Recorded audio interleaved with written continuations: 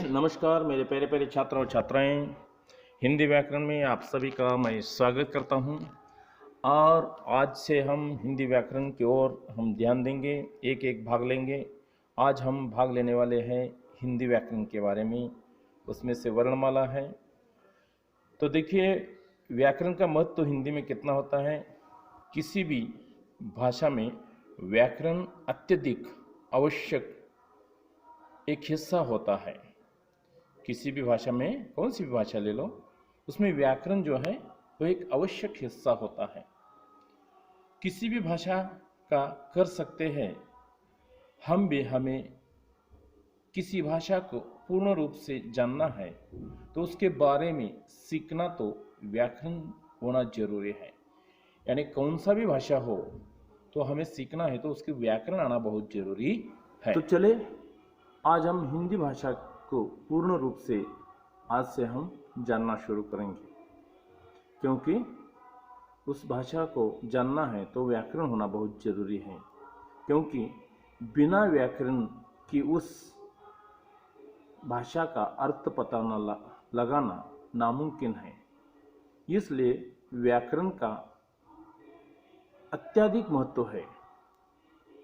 बिना व्याकरण की भाषा है वह महत्वहीन होती है। यानी व्याकरण बिना भाषा महत्वहीन होती है और वह मान्यता भिन्न भी होती है और उसको मान्यता भी नहीं मिलता है। एक केवल क्षेत्र विशेष की बोली कहलाती है, वह भाषा नहीं की जा सकती, वह भाषा नहीं की जा सकती। तो आज हम हिंदी व्याकरण में सबसे पहले हम वर्णमाला के बारे में जानकारी लेंगे। वर्णमाला कितने हैं, उसमें से स्वर और व्यंजन, इस सब के बारे में आज हम, मेरे छात्र और छात्राएं, आज हम जानकारी लेने जा रहे हैं। तो वर्णमाला के साथ ही हम प्रारंभ करेंगे। भाग 1, वर्णमाला की परिभाषा। अब हम वर्णमाला की परिभाषा देखेंगे। प्रत्येक भाषा ध्वनियों पर आधारित होती है। प्रत्येक भाषा ध्वनियों पर आधारित होती है। यह ध्वनियाँ वर्ण अथवा अक्षर कहलाती हैं। यह ध्वनियाँ वर्ण अथवा क्या कहलाती हैं? अक्षर कहलाती है। तो मेरे प्यारे प्यारे छात्र और छात्राएं बताइए, भाषा किस पर आधारित है? भाषा ध्वनियों पर आधारित है। ध्वनियाँ जो है वो किसे कहते हैं? वर्ण या अक्षर को ध्वनियाँ कहलाती है।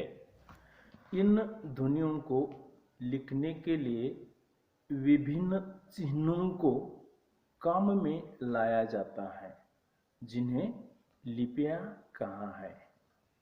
इन ध्वनियों को लिखने के लिए विभिन्न चिन्हों का उपयोग किया जाता है, उन्हें लिपियाँ कहा जाता है। इन ध्वनियों को लिखने के लिए जो हम बोलते हैं ना, वो ध्वनि है। अब मैं आपको बोल रहा हूँ, छात्र और छात्राएं, ये ध्वनि है। इन्हें लिखने के लिए विभिन्न चिन्हों का काम में लाया जाता है। जो चिन्ह है, 1 2, ये जो रेशा है उनको हम काम में लाते हैं। इन्हें लिपियाँ कहा जाते हैं। कौन सी लिपि है? देवनागरी है, मराठी लिपि है, अंग्रेजी है, अलग अलग लिपि होती है ना। इस प्रकार कौन सी लिपि है जो लिपि में लिखी जाती है, उससे अर्थ एक ही है, शब्द एक ही है। लिपियाँ बहुत से हैं इस दुनिया में। उर्दू का लिपि अलग है, मराठी का अलग है, अंग्रेजी का अलग है, हिंदी का अलग है, चीन का अलग है, इस प्रकार। तो आगे बढ़ते हैं। वर्णमाला किसे कहा जाता है? तो इसका जवाब है, वर्णों के समूह को वर्णमाला कहा जाता है। तो देखिए, वर्णमाला किसे कहा जाता है, यह प्रश्न आ सकता है। वर्णमाला किसे कहा जाता है? वर्णों के समूह को वर्णमाला कहा जाता है। इतना आसान उत्तर इसका है। वर्णमाला किसे कहा जाता है? वर्णों के समूह को वर्णमाला कहा जाता है। हिंदी वर्णमाला में कितने प्रकार हैं? तो इसका उत्तर है, हिंदी वर्णमाला के 2 प्रकार है। हिंदी वर्णमाला में 2 प्रकार है, एक स्वर और दूसरा व्यंजन। हिंदी वर्णमाला में कितने प्रकार हैं? हिंदी वर्णमाला में 2 प्रकार हैं। वर्णमाला के 2 प्रकार हैं, एक स्वर और दूसरा व्यंजन। तो हम आगे बढ़ेंगे। स्वर किसे कहते हैं? स्वर किसे कहते हैं? जिन वर्णों का उच्चारण में किसी दूसरे वर्ण की मदद नहीं लेनी पड़ती, लेने को नहीं पड़ती, दूसरे वर्णों की कोई जरूरत नहीं है, उन्हें स्वर कहते हैं। ठीक है। जिन वर्णों का उच्चारण में, कौन सा भी शब्द का वर्ण का उच्चार किया तो उसमें दूसरे वर्ण की मदद नहीं लेनी पड़ती, उसे स्वर कहते हैं। ठीक है, कितना सुंदर, ध्यान में रख सकते हैं आप। जिन वर्णों का उच्चारण में किसी दूसरे वर्ण की मदद नहीं लेनी पड़ती, उसे स्वर कहते हैं। स्वर किसे कहते हैं, इसके बारे में अब हम जानकारी ले ली है। इससे उल्टा है वह जो है व्यंजन। तो चलिए, तो व्यंजन के बारे में अब जानकारी लेंगे, परिभाषा लेंगे। व्यंजन किसे कहते हैं, इसकी बारे में परिभाषा यह है। व्यंजन किसे कहते हैं? जिन वर्णों का उच्चारण स्वर की मदद से किया जाता है। ठीक है, स्वर से बराबर उल्टा है। जिन वर्णों का उच्चारण स्वर की मदद से किया जाता है, उन्हें व्यंजन कहते हैं। स्वर की मदद से ही जो उच्चारण होता है उसे व्यंजन कहते हैं। तो देखिए, दूसरे वर्णों का मदद नहीं लेना चाहिए, वह स्वर है, और दूसरे स्वरों का मदद लेना चाहिए, वह व्यंजन है। हिंदी भाषा की वर्णमाला में 13 स्वर होते हैं और 40 व्यंजन। तो कौन से हैं 13 स्वर? देखिए, यहाँ आपको स्क्रीन पे दिखाई दे रहा है। अ, आ, ई, उ, ऊ, रू, ए, ओ, औ, आहा। यह जो है, यह 13 स्वर है। इस 13 स्वर जो है वह आपको अभी मालूम हो गया है। अब 13 स्वर में अ, आ, ई, उ, रू, ए, ओ, औ, आहा। तो छात्रों बताएं, कितने स्वर होते हैं हिंदी भाषा में? 13 स्वर होते हैं। कौन कौन से हैं? अ, आ, ई, उ, रू, ए, ओ, औ, आहा। अब हम व्यंजन के बारे में अब हम जानकारी लेंगे। व्यंजन 40 हैं। कितने हैं? 40। उसमें से यहाँ स्क्रीन पे आपको दिखाई दे रहा है क, ख, ग, घ, ड, च, छ, ज, झ, त्र, ट, ठ, ड, ढ, न, त, थ, द, ध, न, प, फ, ब, भ, म, य, र, ल, व, श। श के बाद श, स, ह, क्ष, त्र और ज्ञ। ये सभी मिलाकर 40 व्यंजन हैं। स्वर 13 हैं और व्यंजन 40। कभी कभी प्रश्न आ सकता है, स्वर कितने हैं, व्यंजन कितने हैं? तो आपको उस सवाल का जवाब देना आना चाहिए। यही स्वर और व्यंजन, इसके एक हम वर्णमाला चार्ट बनाए हैं। यानी हम उस स्वर से और व्यंजन से कौन से शब्द बनते हैं, ये भी हम अभी देखेंगे। अ से अनार या अनार का अ। आ से आम या आम का आ। ई, इमली। ई, ईख। उ, उल्लू। ऊ, ऊन। ए, एम्बुलेंस। ए, ऐनक। ओ, उकली, औरत, अंगूठा, आहा। स्वर से बने शब्द देखे हैं, अब व्यंजन से देखेंगे। क कमल, ख खरगोश, ग गमला, घ घर, ग चमगादड़, छ छतरी, ज जग, झ झरना और ट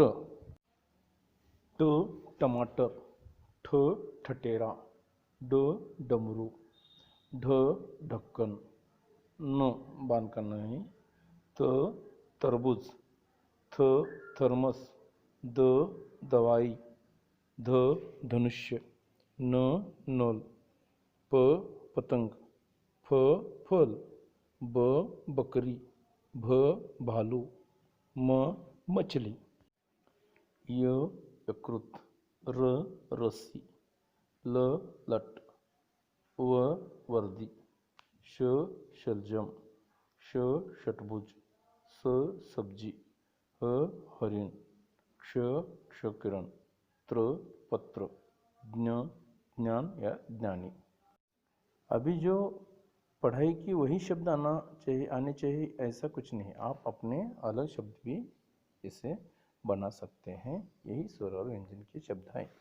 इसमें क्ष त्र ज्ञ स्र यह संयुक्त व्यंजन है। संयुक्त व्यंजन दो अलग अलग व्यंजनों के मेल से बनते हैं।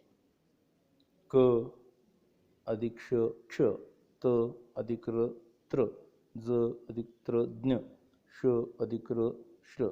इस प्रकार अनुस्वार, अनुस्वार अक्षर के ऊपर लगने वाली बिंदी को अनुस्वार कहते हैं। अनुस्वार किसे कहते हैं? अक्षर के ऊपर लगने वाली बिंदी को अनुस्वार कहते हैं। अब अनुस्वार के हम उदाहरण देखेंगे आगे। बसंती, पंख, रंग, ढंग, गंगा, शांति। यह जो शब्द है अक्षर के ऊपर लगने वाली बिंदी है। इसके ऊपर पंख के ऊपर है, रंग के ऊपर है, ढंग के ऊपर है, गंगा के ऊपर है, शांति के ऊपर है, बसंती के ऊपर है। अनुस्वार है ना, इसलिए इसे अनुस्वार कहते हैं। यानी अक्षर के ऊपर लगने वाले बिंदी को अनुस्वार कहते हैं। अब हम आगे देखेंगे चंद्रबिंदु। अक्षर के ऊपर लगे हुए अर्धचंद्र या तथा बिंदी को चंद्र बिंदु कहते हैं। इसका उच्चारण नाक तथा मुंह की सहायता से किया जाता है, जैसे कि बूंद, गांव, माँ, आंख, आंगन। जैसे कि इसकी जो उच्चारण है वह नाक द्वारा या मुख की सहायता से की जाती है, इसे चंद्र बिंदु कहते हैं। अक्षर के ऊपर लगे हुए अर्धचंद्र या तथा बिंदी को चंद्र बिंदु कहते हैं। विसर्ग, अक्षर के आगे ऊपर नीचे लगी हुई दो बिंदियों को विसर्ग कहते हैं।